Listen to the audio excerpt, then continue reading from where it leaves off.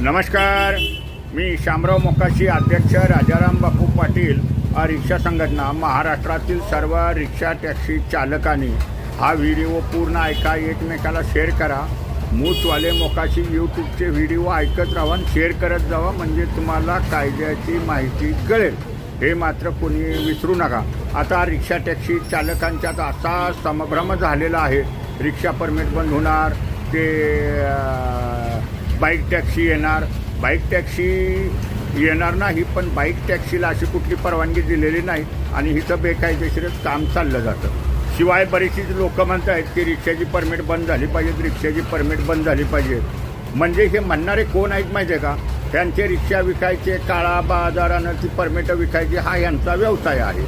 शिवाय तेच RTOमध्ये वर्गण्या घेतात, आणखीन त्यांनाच परमिट काढून देतात, खोटी कागदपत्र बनवतात आणि रिक्षा परमिट बंद करून काळा बाजार पुन्हा करायचा आहे का? जो गोरगरिबाला व्यवसाय आहे, आता नोकऱ्या नाहीत, कामधंदा नाही, काय नाही, ते लोक परमिट काढतील आणि जो परमिटची गाडी आहे, जो परमिटवाला स्वतः गाडी चालवल त्याचंच परमिट टिकेल, बाकीची सडून जातील। परमिट जाऊन द्यात ना। बरेचसेच रिक्षावाल्यांना असे गुमराह करतायत, लय परमिट वाढली, लय परमिट वाढली आणि काय व्यवसाय होत नाही।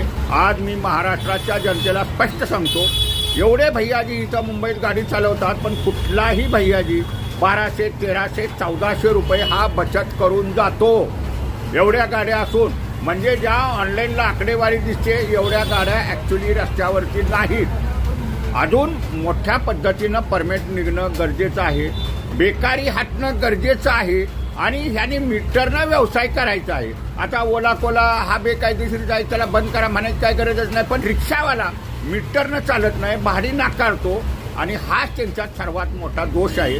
हा दोष रिक्षा चालकांनी सुधारला पाहिजे, मीटरनं व्यवसाय करायचा। मग कितीही अजून काही येऊन द्या, त्या स्पर्धेत रिक्षावाला हा टिकणारच आहे, पण प्रामाणिकपणानं मीटरनं जर व्यवसाय केला तर आज ही 1200, 1500 रिक्षावाला बचावतो। मला स्पष्ट सगळे रिक्षावाले सांगतात, अंकल ऐसा कुछ नहीं, धंधे पे कुछ फर्क नहीं, अभी भी हम लोग 1200 रुपये डेली का बचत करते हैं, तभी हमको परवड़ता है, हम 12 घंटा गाड़ी चलाते हैं, मेहनत करते हैं।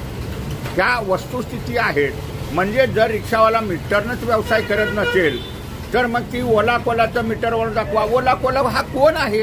हा एक कमिशन आहे, कमिशन एजंट आहे, बेकायदेशीर आहे, माफी आहे, अजून गुंड आहे, ह्याच्या पलीकडे काहीही नाही।